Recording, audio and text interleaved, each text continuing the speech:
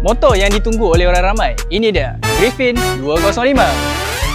So sekarang aku dah tahu kenapa ramai orang nantikan motor ni. So korang tengok pada bahagian lampu dia, nampak seperti X-Max tapi version yang mini. Dan korang tengok kepala dia guys, nampak macam apa? Macam MVX. So memang patutlah rupa dia cantik. Inilah yang paling mahal sekali guys. Korang tengok, biasa wilet ke tepi, ini dia ke atas, boleh terbang. So aku rasa motor ni memang confident. Korang tengok, semua spek dia tulis. Ada liquid cool TFT, ada, semua ada. 4 valve, dynamic starter, semua guys. So pada bahagian belakang dia, korang boleh tengok dia berbeza sikit daripada motor lain. Dia ada special dia, korang tengok, ada sirip ikan guys. So lampu bahagian belakang dia, korang nampak memang tajam.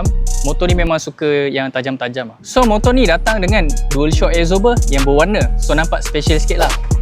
Okay, so meter dia aku minat gila guys. Korang boleh tengok, meter dia nampak begitu premium tak nampak macam barang murah. Motor ni datang sekali dengan dual key system. So kebanyakan motor sekarang memang keluar sekali dengan dashcam. Motor ni tak nak ketinggalan, dia bagi sekali dengan dashcam bahagian depan untuk merakam segala. So tak ketinggalan bahagian seat dia, dia tak nak kalah dengan pesaing dia.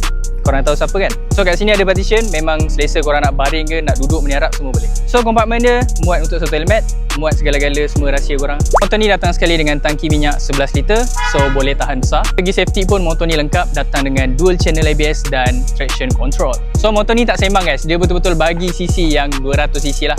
Walaupun 198.8 saja, tapi tetap tinggi daripada pesaing dia. Dengan 19.4 horsepower, 17.6 Nm of torque. So dengan harga bawah 10,000, korang dah boleh bawa balik motor yang sangat power ni. So kalau korang berminat, korang boleh tekan bet biru di bawah ataupun tekan link di bio.